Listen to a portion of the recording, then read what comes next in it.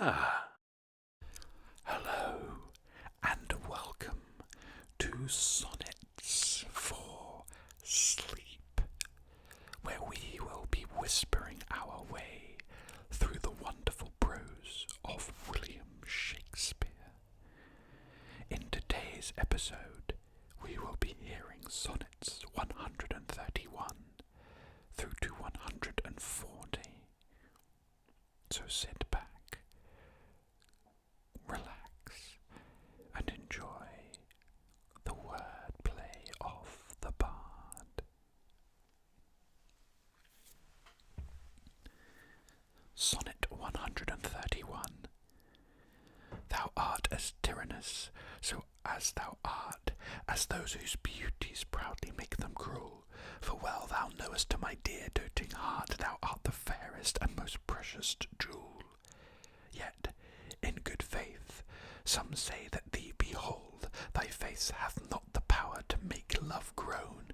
To say they err, I do dare not be so bold, although I swear it to myself alone. And to be sure that it is not false, I swear 1,000 groans, but thinking on thy face, or on another's neck, do witness bear, thy black is fairest in my judgment's place. In nothing art thou black, save in thy deeds, and thence this slander, as I think, proceeds. Sonnet 132. Thine eyes I love, and they, as pitying me, knowing thy heart torment me with disdain, have put on black and loving mourners be, looking with pretty ruth upon my pain.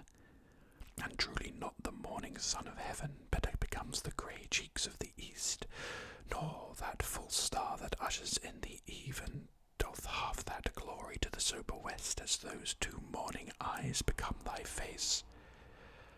Oh, let it then as well beseem thy heart to mourn for me, since mourning doth thee grace, and suit thy pity like in every part.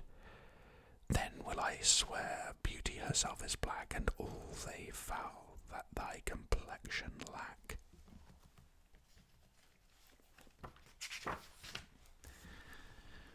Sonnet 133.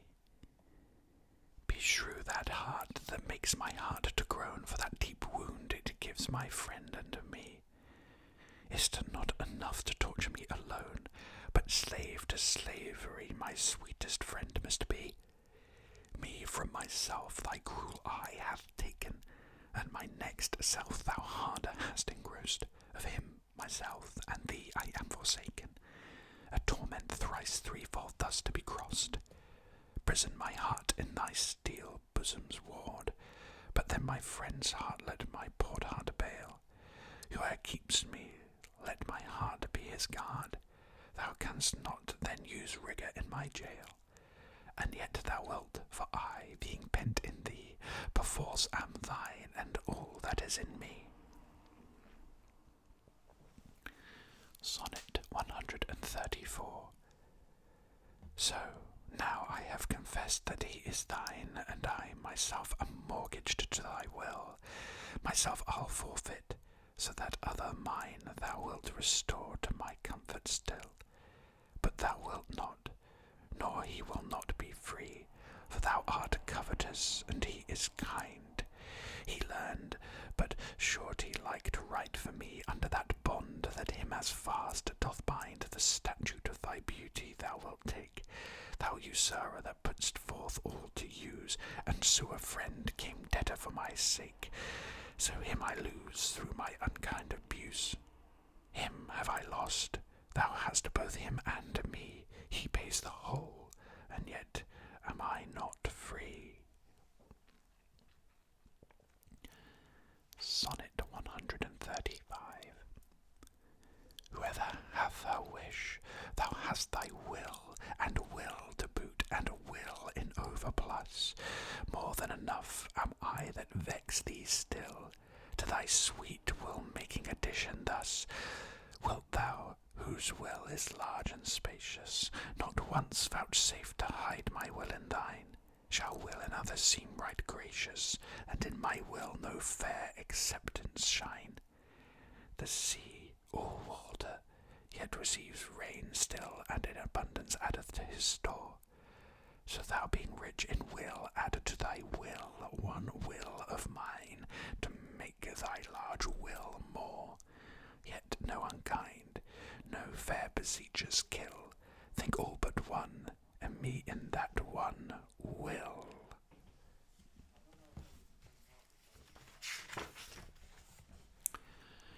Sonnet 136. If thy soul check thee that I come so near, swear to thy blind soul that I was thy will, and will thy soul knows is admitted there. Thus far for love my love's suit, sweet fulfill, will fulfill the treasure of thy love. I fill it full with wills, and my well won. In things of great receipt, with ease we prove, among a number one is reckoned none. Then in the number let me pass untold, though in thy store's account I one must be. For nothing hold me, so it please thee hold, that nothing me a sweet something to thee. Make but my name thy love, and love that still, and then thou lovest me, for my name is Will.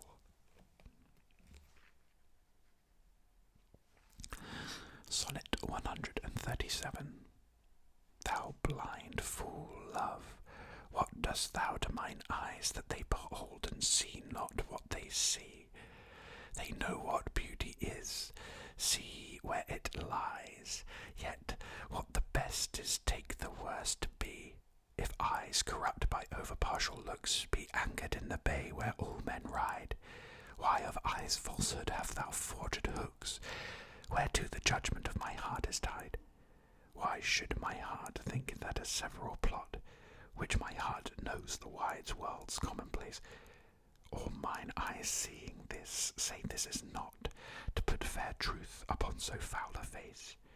In things right true my heart and eyes have erred, and to this false plague are they now transferred.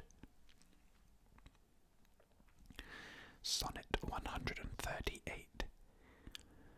When my love swears that she is made of truth, I do believe her, though I know she lies, that she might think me some untutored youth, unlearned in the world's false subtleties, thus vainly thinking that she thinks me young, although she knows my days are past the best. Simply I credit her false speaking tongue. On both sides thus is simple truth suppressed. But wherefore say she not she is unjust? And wherefore say not I that I am old? Oh, love's best habit is in seeming trust, and age in love loves not to have years told. Therefore I lie with her, and she with me, and in our faults by lies we flattered be. Sonnet 139. Oh, call not me to justify the wrong that thy unkindness lays upon my heart. Wound me not with thine eye, but with thy tongue. Use power with, and slay me not by art. Tell me thou lovest elsewhere, but in my sight. Dear heart, forbear to glance thine eye aside.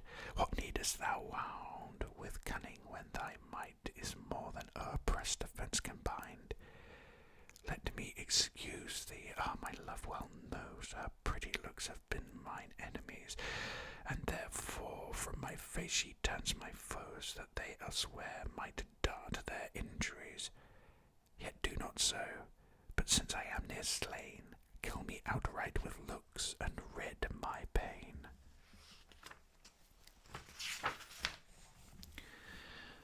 Sonnet 140. Be wise as thou art cruel. Do not press my tongue-tied patience with too much disdain, lest sorrow lend me words, and words express the manner of my pity wanting pain. If I might teach thee wit, better it were, though not to love, yet love to tell me so. As testy sick men, when their deaths be near, no news but health from their physicians know. For if I should despair, I should grow mad, and in my madness might speak ill of thee. Now this ill-resting world is grown so bad, mad slanderers by mad ears believe it be, that I may not be so, strength.